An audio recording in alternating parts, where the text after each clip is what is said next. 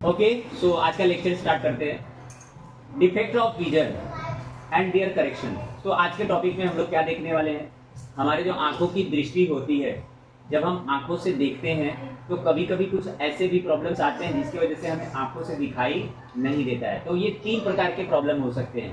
पहला प्रॉब्लम है near sightedness, जिससे में हमें नजदीक की चीजें बहुत अच्छे से दिखाई देती हैं, दूर की चीजें दिखाई नहीं देती। दूसरा है फार साइटनेस। फार साइट में क्या होता है, दूर की चीजें हमें बहुत अच्छे से दिखाई देती हैं, नजदीक की चीजें दिखाई नहीं देती हैं। ठीक है, जो नियर साइटनेस है उसका नाम मायोपिया है, जो फार साइटनेस है उसका नाम है हाइपरमेट्रोपिया। और एक तीसरा जो है डिफेक्ट होता है वो है प्रिस्बायोपिया, जो उम्र के हिसाब से होता है। जैसे जैसे उम्र बढ़ते जाती है, 50 के ऊपर या जो भी हो, एक एज लिमिट होती है, उसके बाद से आंखों के द्वारा थोड़ा दिखाई देना कम होने लगता है। तो चलिए 1 बाय 1 मैं आपको पढ़ाता हूँ और उसे समझाने की कोशिश करता हूँ। तो क्या है पहला, some people can not see things clearly due to loss of accommodation power of the lenses in their eyes. Because of defective refraction by the lenses, their vision becomes faint and fuzzy. In general, there are 3 types of refraction defect. तो बच्चों इस paragraph में हमने देखा कि कुछ व्यक्ति ऐसे होते हैं जिनके आंखों का जो लेंस होता है, yes come Aradhya. So students, क्या होता है, कभी कभी उम्र बढ़ने के कारण या किसी नेचुरल डिफेक्ट के कारण इंसान के जो आंखों का लेंस होता है, जो हमने अभी जस्ट पढ़ा था, उसके अंदर कुछ कमियां आ जाती हैं जिसकी वजह से आंखों द्वारा ठीक से दिखाई नहीं देता है। ऐसा होता है कभी कभी। ठीक है, तो इसके 3 प्रकार हैं, हम लोग देख रहे हैं वो कौन से 3 प्रकार हैं और उन प्रकार की क्या प्रॉब्लम हो सकती है, उसका इलाज क्या है। तो चलो देखते हैं।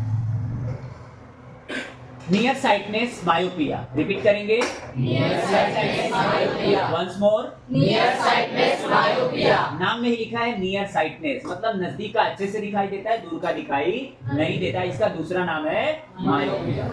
In this case, the eye can see nearby objects clearly, but the distant objects appear indistinct. इसमें क्या बताया जा रहा है कि अगर किसी को नियर साइटनेस का प्रॉब्लम है, डिस्टिंक्ट विजन है, तो ऐसे टाइम पर इंसान को नजदीक की चीजें अच्छे से दिखाई देती हैं, साफ सुथरा दिखाई देती हैं, लेकिन दूर की चीजें दिखाई नहीं देती या ठीक से दिखाई नहीं देती हैं। तो ऐसे टाइम पर क्या होता है, This means that the far point of the eye is not at infinity but shift closer to the eye. In nearsightedness, the image of a distant object formed in front of the retina. See in figure 7.13. There are 2 reasons for this defect. इस problem के 2 reason हो सकते हैं। सबसे पहले आप लोग जो डायग्राम दिया गया उसे देखते हैं ताकि हम लोग और क्लियर इस चीज को समझ सके। तो डायग्राम देखो क्या है, आप सबसे पहला डायग्राम देखिए, देख रहे हो आप। तो पहले डायग्राम में यहाँ पे देखेंगे हम लोग, इधर देखेंगे टेक्स्ट बुक में। पहले डायग्राम में देखो जो इमेज बन रहा है रेटिना पे बन रहा है, देख रहे हो आप। ये सारे पॉइंट्स रेटिना पे मिल रहे हैं तो इमेज क्लियर बनेगा, ये नॉर्मल आई की बात है। दूसरा देखो इमेज कहाँ बन रहा है, देख रहे हो आप, देख रहे हो आप। जरा तीसरा देखो वापस, फिर वहीं बन गया जहां पर बना था। तो पहला और तीसरा डायग्राम सेम है, लेकिन यहाँ ध्यान दो, अभी बीच में देखो लेंस लगाया गया है। कौन सा लेंस है, कॉन्केव लेंस। इसका मतलब अगर किसी व्यक्ति को नियर साइटनेस का प्रॉब्लम है तो कौन से लेंस का चश्मा लगेगा, कॉन्केव लेंस। याद रखना है, एनसी नियर साइटनेस है तो कौन सा चश्मा, कॉन्केव लेंस का।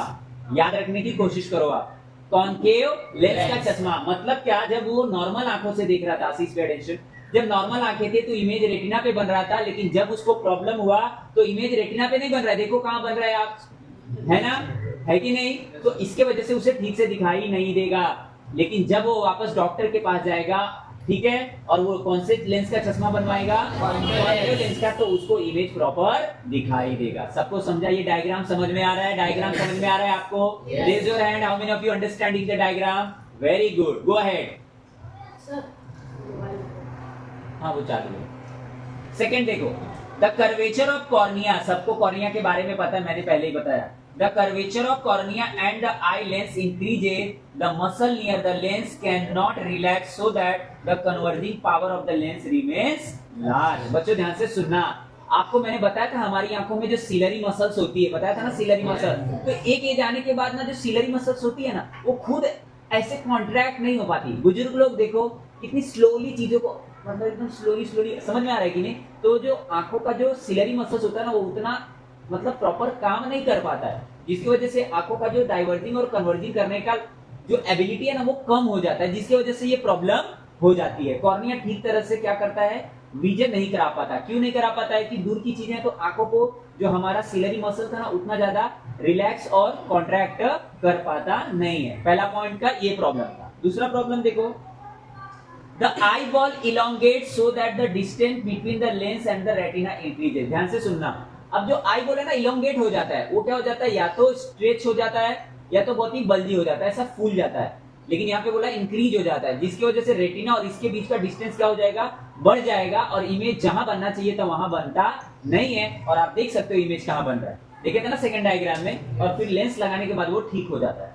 अब इसका आंसर देखो, this defect can be corrected by using spectacles with concave lens of proper focal length.